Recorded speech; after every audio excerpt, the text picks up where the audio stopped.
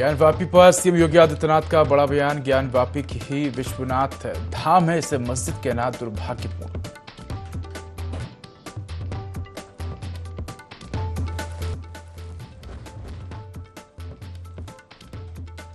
सपा प्रमुख अखिलेश यादव का बीजेपी बसपा पर निशाना, बोले भारतीय जमीन पार्टी हुई बीजेपी, बसपा के धोखे की वजह से टूटा गठबंधन।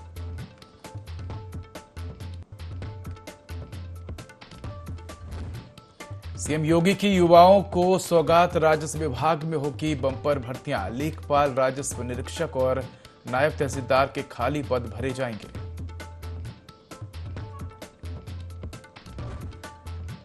आगरा में पुलिस और बदमाशों की मुठभेड़, पुलिस की गोली से तीनों आरोपी घायल, 2 आरोपियों पर था 25,000 के नाम।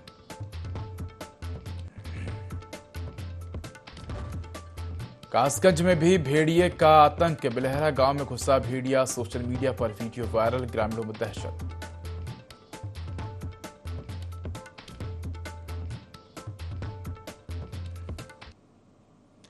नमस्कार, मैं उदय, उत्तर प्रदेश लाइव में आपका स्वागत है। बुलेटिन की शुरुआत करेंगे तमाम बड़ी खबरों के साथ। सीएम योगी आदित्यनाथ गोरखपुर दौरे पर हैं, जहां उन्होंने 2 दिवसीय अंतर्राष्ट्रीय संगोष्ठी में हिस्सा लिया। इस दौरान सीएम योगी आदित्यनाथ ने ज्ञानवापी को लेकर बड़ा बयान दिया। सीएम योगी ने कहा कि ज्ञानवापी ही विश्वनाथ धाम है, इसे मस्जिद कहना दुर्भाग्यपूर्ण है। तो ये बड़ा बयान सीएम योगी आदित्यनाथ का सामने आया है। आपको बता दें कि गोरखपुर दौरे पर हैं सीएम योगी आदित्यनाथ, और इस दौरान उन्होंने 2 दिवसीय अंतर्राष्ट्रीय संगोष्ठी में हिस्सा लिया। और साथ ही सीएम योगी आदित्यनाथ ने कहा कि ज्ञानवापी ही विश्वनाथ धाम है, इसे मस्जिद कहना दुर्भाग्यपूर्ण है।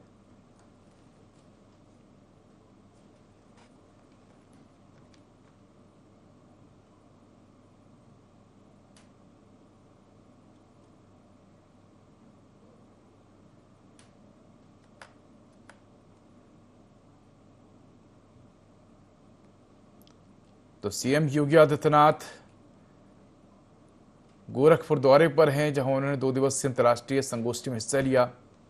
इस दौरान सीएम योगी आदित्यनाथ ने ज्ञानवापी को लेकर बड़ा बयान दिया। उन्होंने कहा कि ज्ञानवापी ही विश्वनाथ धाम है, इसे मस्जिद कहना दुर्भाग्यपूर्ण है।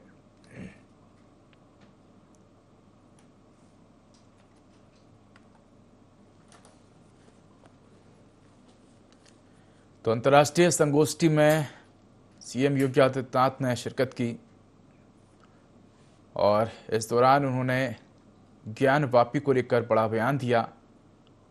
उन्होंने कहा कि ज्ञानवापी ही विश्वनाथ धाम है। इसके साथ ही उन्होंने कहा कि इसे मस्जिद कहना दुर्भाग्यपूर्ण है। तो ज्ञानवापी को विश्वनाथ धाम बताया है मुख्यमंत्री योगी आदित्यनाथ ने, साथ ही इसे मस्जिद कहना दुर्भाग्यपूर्ण है, इसको लेकर भी उन्होंने कहा।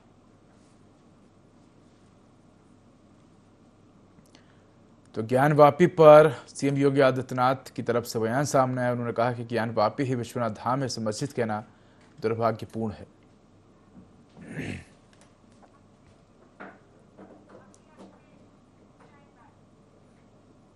सपा प्रमुख अखिलेश यादव ने भाजपा और बसपा पर जमकर निशाना साधा। अखिलेश यादव ने कहा कि अयोध्या में भाजपा नेता जमीन की खरीद फरोख्त में लगे हैं, जमीनों को हड़पने का काम किया जा रहा है। बीजेपी भारतीय जनता पार्टी भारतीय जमीनी पार्टी हो गई है। वहीं अखिलेश ने बसपा सुप्रीमो पर निशाना साधते हुए कहा कि बसपा धोखा देने का उन्होंने आरोप लगाया। इसके साथ ही सुल्तानपुर एनकाउंटर मामले में सवाल उठाते हुए पुलिस पर साजिश करने का आरोप लगाया।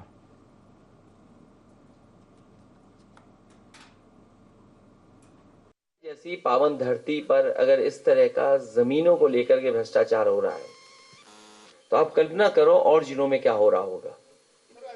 भारतीय जनता पार्टी और उनके तमाम पदाधिकारी और नेता, जब से इनकी सरकार बनी है, जमीनों के काम कर रहे हैं। सबसे बड़े भूमाफिया के रूप में उभर करके आई है पार्टी। केवल जमीनें नहीं, कई जगह इन्होंने तालाब कब्जा किए हैं। आपके लखनऊ शहर में ही कई तालाब खत्म कर दिए और प्लॉटिंग हो रही है। तो बीजेपी भारतीय जनता पार्टी नहीं, भारतीय जमीनी पार्टी बन गई है। जो गठबंधन था वो ऐसा गठबंधन था जो बाबा साहब भीमराव अम्बेडकर जी, डॉक्टर राम मनोहर लोहिया जी करना चाहते थे अपने जीवन काल में, वो नहीं कर पाए। इसीलिए आपको याद होगा उस समय मैं कहता था कि सपा बसपा का गठबंधन ये देश की राजनीति को बदलेगा। लेकिन कुछ परिस्थितियां ऐसी रहीं जिसकी वजह से वो गठबंधन नहीं चल पाया और बात बहुत छोटी आई है। किसने किसका फोन नहीं उठाया, किसने किसको फोन किया। मेरे मंच में मेरे बगल में बहुत ही पुराने बहुजन समाज पार्टी के नेता बैठे थे और जिस समय मुझे सूचना मिली कि सपा बसपा का गठबंधन तोड़ दिया गया है या सपा बसपा का गठबंधन आगे नहीं रहेगा, तो सबसे पहले मैंने उन्हीं से पूछा। मुझे अभी भी याद है, मेरी बाईं तरफ बैठे थे वो। मैंने कहा अब क्या करें और क्या करना चाहिए हम लोग को। उन्होंने कहा कि हमें भी ऐसी धोखा मिला था, आपको भी धोखा मिल गया। रायबरेली में लोक अदालत का आयोजन किया गया जिसमें कई लंबित मामलों का निराकरण किया गया। लोक अदालत में कैदियों के बनाए गए लकड़ी और मिट्टी के खिलौने की प्रदर्शनी आकर्षण का केंद्र रही। अपर जिला जज अनुपम शौर्य ने बताया कि कारागार में बंद कैदियों को कई तरह के प्रशिक्षण दिए जा रहे हैं ताकि जेल से छूटने के बाद वे अपना और अपने परिवार का भरण पोषण कर सकें।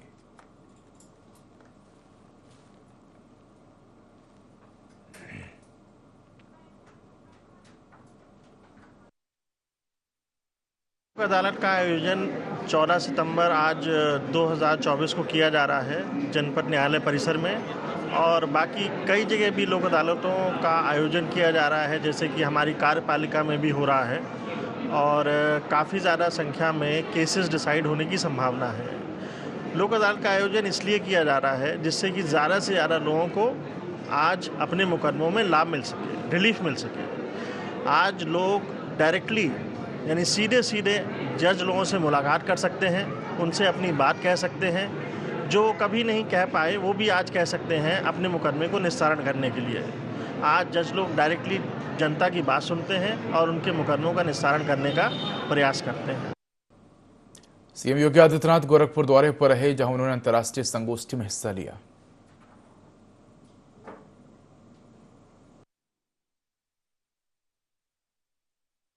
भौतिक काया को देख रही है, इस भौतिक काया के अंदर बसे हुए ब्रह्म को देख रही है। अगर ब्रह्म सत्य है तो जो ब्रह्म आपके अंदर है वही मेरे अंदर भी है। और इस ब्रह्म सत्य को जान करके अगर आप इस ब्रह्म को ठुकरा रहे हैं तो इसका मतलब आपका ये ज्ञान सत्य नहीं है। तो उन्होंने, वही भौचक थे, एक चंडाल के मुंह से इस प्रकार की बात। उन्होंने कहा कि आप कौन हैं, मैं जानना चाहता हूं। उन्होंने कहा कि जिस ज्ञान व्यापी की साधना के लिए, दुर्भाग्य से वो ज्ञान व्यापी आज लोग उसको दूसरे शब्दों में मस्जिद कहते हैं, लेकिन वो ज्ञान व्यापी साक्षात विश्वनाथ ही है। जिस ज्ञान व्यापी की उपासना के लिए आप केरल से चल करके यहां आए हैं, मैं उसका साक्षात स्वरूप विश्वनाथ हूं। तो वह उनके सामने नतमस्तक होते हैं और उन्हें इस बात का पश्चाताप होता है कि नहीं, ये जो भौतिक अस्पृश्यता है यह न केवल साधना के मार्ग का सबसे बड़ी बाधा है बल्कि राष्ट्रीय एकता और अखंडता की भी सबसे बड़ी बाधा है। और इस बड़ी बाधा को अगर हमारे समाज ने समझा होता तो देश कभी गुलाम नहीं होता, कभी गुलाम नहीं होता। भारत की संत परंपरा ने कभी भी इस बात को महत्व नहीं दिया। उन्होंने हमेशा समरस समाज पर जोर देने का प्रयास किया। दूसरे संत रामानंद जी के बारे में आप देखें, रामानंद जी ने भारत की उपासना विधि की एक विशिष्ट पद्धति को आगे बढ़ाया, लेकिन इस विशिष्ट पद्धति के साथ साथ उन्होंने कहीं छुआछूत और अस्पृश्यता को कभी महत्व नहीं दिया,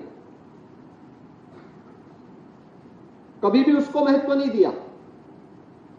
उन्होंने भी इस पर जोर दिया और वह जोर था उनका भी उस समय के समाज को जोड़ने के लिए। एक तरफ रविदास उनके शिष्य बनते हैं, दूसरी तरफ कबीरदास उनके शिष्य बनते हैं। एक लंबी परंपरा उस समाज से है जिसे आज भी समाज का एक तबका अछूत मानता है। यानी कभी भी इस बात को महत्व नहीं दिया गया कि समाज में बरेली में खुसरो कॉलेज और अस्पताल के मालिक शेर अली जाफरी और उनके पार्टनर विजय शर्मा पर पुलिस प्रशासन ने शिकंजा कस दिया है। स्वास्थ्य विभाग ने खुसरो अस्पताल को सील कर दिया है। पुलिस प्रशासन काली कमाई से बनाई करोड़ों की प्रॉपर्टी सीज कर नीलामी की तैयारी कर रहा है।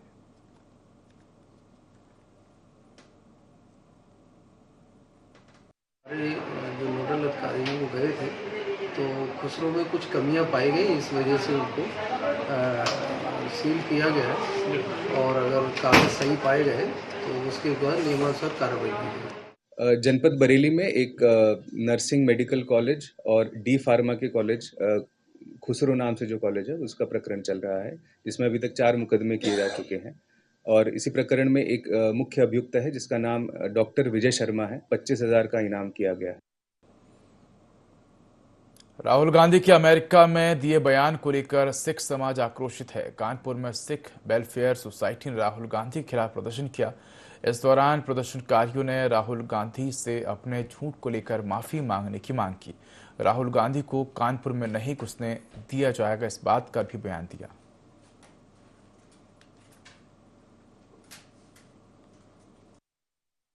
लोग पुतला दहन नहीं कर रहे हैं, लोग प्रदर्शन कर रहे हैं। हम लोग जो राहुल गांधी ने अमेरिका में बयान दिया कि सिखों को भारत में कड़ा और पगड़ी पहनना और गुरुद्वारे जाना भी रोका जा रहा है, तो मैं उनसे पूछना चाहता हूं कि कौन से सिख, यहाँ भी तमाम सारे सिख खड़े हैं, किसको कड़ा पहनने से मना है, किसको रोका जा रहा है, वो इस तरह की बयानबाजी क्यों कर रहे हैं। मैं कहना चाहता हूँ कि इस तरह की बयानबाजी ना करें, जो बयान दिया उस पर माफ़ी मांगें और भविष्य में ऐसी कोई बात ना दोहराएं जिससे ऐसा ना हो कि जब वो कभी कानपुर या उत्तर प्रदेश में घुसे तो उनका स्वागत हम लोग जूतों की माला से करें। तो प्रदर्शन है आज कानपुर से चालू होके, हम लोग इसकी जन जागरूकता के लिए पूरे उत्तर प्रदेश में ऐसे कार्यक्रम करने वाले। रायबरेली में तेज रफ्तार का कहर देखने को मिला है, जहां लालगंज कोतवाली क्षेत्र के बरस गांव के पास कार ने 2 बाइक सवारों को टक्कर मार दी, जिससे दोनों युवक गंभीर रूप से घायल हो गए। जिसके बाद स्थानीय लोगों ने दोनों घायलों को इलाज के लिए अस्पताल में भर्ती कराया। फिलहाल एक युवक की हालत गंभीर होने के चलते उसे जिला अस्पताल के लिए रेफर कर दिया गया है।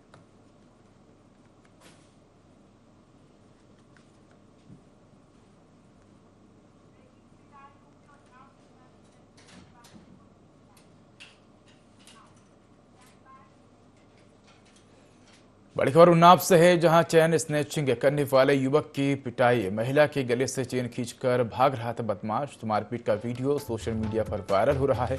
सदर कोतवाली क्षेत्र के कचौड़ी गली का मामला है। IN24 वायरल वीडियो की सत्यता की पुष्टि नहीं करता है।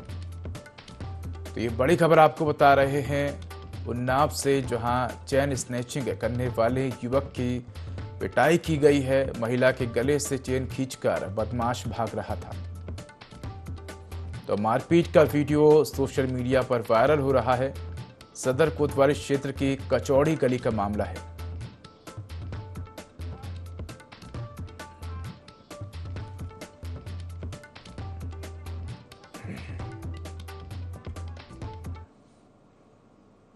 बड़ी खबर संभल से है, जहां युवक ने की होमगार्ड से अभद्रता। नशे की हालत में होमगार्ड से मारपीट की है। पुलिस ने आरोपी को गिरफ्तार किया है।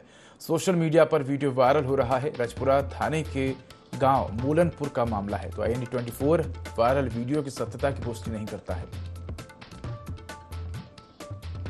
तो बड़ी खबर संभल से बता रहे हैं, जहां युवक ने होमगार्ड के साथ मारपीट की है, अभद्रता की है। तो नशे की हालत में युवक ने होमगार्ड से मारपीट की है और पुलिस ने आरोपी युवक को गिरफ्तार कर लिया है। तो सोशल मीडिया पर मारपीट का वीडियो वायरल हो रहा है। रजपुरा थाने के गांव मूलनपुर का मामला है। IN24 वायरल वीडियो की सत्यता की पुष्टि नहीं करता है। तो युवक ने होमगार्ड से अभद्रता की है, मारपीट की है। नशे की हालत में युवक ने होमगार्ड के साथ मारपीट की है।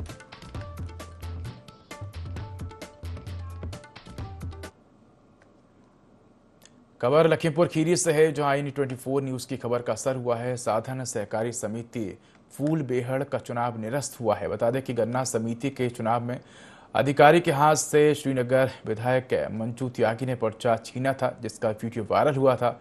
इस दौरान पुलिस और सपा कार्यकर्ताओं के बीच तीखी नोकझोंक भी देखने को मिली थी, जिसके बाद पुलिस ने लाठीचार्ज भी किया था। धांधली के आरोपों को लेकर आक्रोशित सपा कार्यकर्ताओं ने डीएम ऑफिस पर नारेबाजी की थी।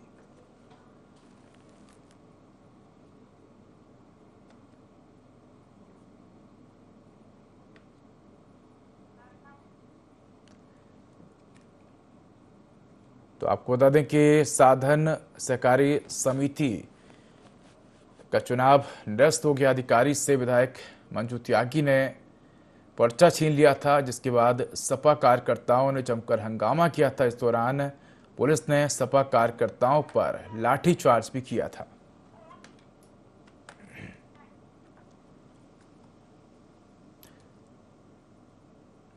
रायबरेली में कोतवाली क्षेत्र के SJS स्कूल की छात्रा सीढ़ियों से गिरकर घायल हो गई। घायल छात्रा अपूर्वा यादव को अस्पताल में भर्ती कराया गया, जहां से उसे ट्रामा सेंटर में रेफर किया गया है।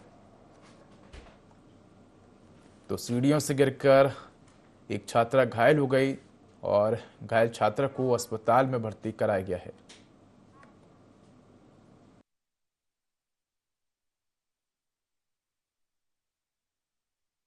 पूर्वा यादव करके बच्ची आई हुई है, 16 साल की है। ये फौज से हम लोगों के पास पे आई हुई थी। पैर में चोटें हैं, चलने में असमर्थ थी, चिन में इंजरीज थी। हम लोगों ने प्राइमरी ट्रीटमेंट करके इसको भर्ती कर लिया है। कानपुर के प्रसिद्ध केसर पान मसाला कंपनी के मालिक हरीश मखीजा की पत्नी प्रीति मखीजा की सड़क दुर्घटना में मौत हो गई। आगरा लखनऊ एक्सप्रेसवे पर कार का टायर फटने से यह हादसा हुआ है। हादसे में कानपुर के प्रसिद्ध शराब कारोबारी तिलक राज शर्मा की पत्नी और गाड़ी का ड्राइवर भी गंभीर रूप से घायल हो गया। बता दें कि केसर पान मसाले के मालिक हरीश मखीजा अपनी पत्नी और तिलक शर्मा और अन्य मित्रों के साथ अलग अलग वाहनों से कानपुर से आगरा निजी समारोह में शामिल होने जा रहे थे। इसी दौरान यह हादसा हो गया। तो बता दें कि मृतक विधानसभा अध्यक्ष सतीश महाना के रिश्तेदार बताए जा रहे हैं। केसर पान मसाला के मालिक हरीश मखीजा की मृतक पत्नी प्रीति मखीजा का देर रात इटावा में पोस्टमार्टम होने के बाद शव परिजनों को सौंप दिया है। वहीं घायल ड्राइवर और शराब व्यापारी की पत्नी का उपचार सैफई मेडिकल में किया जा रहा है।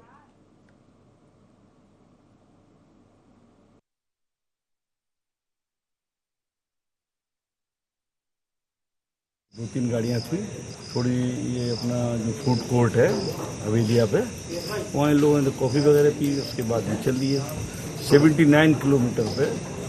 सही बात तो हमको भी नहीं मालूम है, केवल इतना मालूम है कि गाड़ी सैल्ट में दुर्घटनाग्रस्त हुई। गाड़ी डिवाइडर से टकराई, पलटी और पलटने में श्रीमती प्रीति मखीजा जी की पत्नी तो वो गंभीर रूप से घायल हुई और जो गाड़ी का चालक था वो भी घायल है। चल रही थी, टायर फटा, बारिश बहुत तेज थी। टायर फटने से गाड़ी स्किड हुई, डिवाइडर पे लड़ी और पलटी। मदर थी जिनके साथ हो रहा था। कहाँ से कहाँ जा रहे थे? कानपुर से आगे जा रहे थे। चोट आई है। अब ड्राइवर से मैं मिल नहीं पाया हूँ, क्योंकि मेरी माँ का ऐसा हो तो वो हो नहीं पाया। सिद्धार्थनगर मिठवल ब्लॉक अंतर्गत पिड़वा ग्राम सभा में प्राथमिक विद्यालय जूनियर का चर्चर भवन मौत को दावत दे रहा है। विद्यालय में 100 से 150 बच्चे पढ़ते हैं। बारिश के चलते भवन गिरने की कगार पर है। स्कूल के शिक्षक ने बताया कि लगातार शिकायत करने के बाद भी जिम्मेदार ध्यान नहीं दे रहे हैं। शौचालय और रसोईया घर भी पूरी तरह से जर्जर हो चुका है। बच्चों के पढ़ने की जगह न होने के चलते लाइब्रेरी में पढ़ाया जा रहा है। स्कूल शिक्षक ने कहा कि यहाँ बच्चों की तादाद ज़्यादा होने के चलते जगह की कमी रहती है, इससे बच्चों को पढ़ाने में ज़्यादा दिक्कत होती है। इसलिए इस भवन को ध्वस्त करके नया भवन का निर्माण कराया जाए।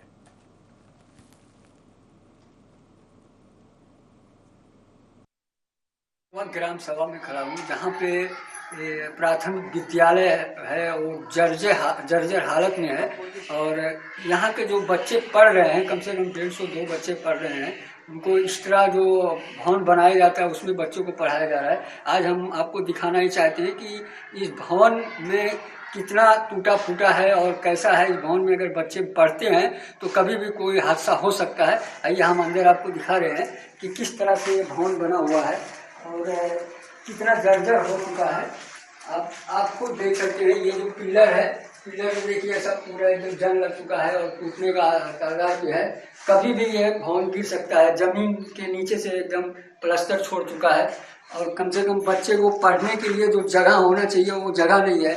और बराबर बच्चे इस तरह जो क्लास बनता है उसमें बच्चों को मजबूरी में पढ़ाया जा रहा है और इसके बारे में बहुत। और आइए और दूसरा भी कमरा हम दिखाएंगे आपको। लगातार जितने कमरे हैं सब पूरा जर्जर हालत में हो चुका है और कभी भी ये गिर सकता है। तो इसमें आइए आप देखो, आप इस तरफ दिखाइए, इस तरफ देखिए किस तरह से पूरा एकदम छोड़ चुका है। और ये बहुत जरूरी है कि इसको निरंतर ध्वस्त किया जाए और बनवाया जाए। एकदम वो कोने पे आप दिखाइए, कोने पे देखिए, नीचे कोने पे देखिए पूरा एकदम जर्जर हो चुका है। IND-24 सिद्दीकी सिद्धार्थनगर। रायबरेली में प्रतिष्ठित शिक्षाविद और न्यू स्टैंडर्ड पब्लिक स्कूल के प्रबंधक शशिकांत शर्मा ने राजकीय कॉलोनी स्थित संकट मोचन धाम को एक शव वाहन दान किया है। गौरतलब है कि लगभग 3 लाख की आबादी वाले रायबरेली में किसी की मृत्यु होने पर परिजन उनका शव 30 किलोमीटर दूर डलमऊ गंगा घाट ले जाते हैं। अंतिम यात्रा के लिए शहर में मात्र एक शव वाहन है, जिससे लोगों को बहुत परेशानी का सामना करना पड़ता था। शशिकांत शर्मा ने बताया कि शव वाहन का संचालन मंदिर ट्रस्ट करेगा।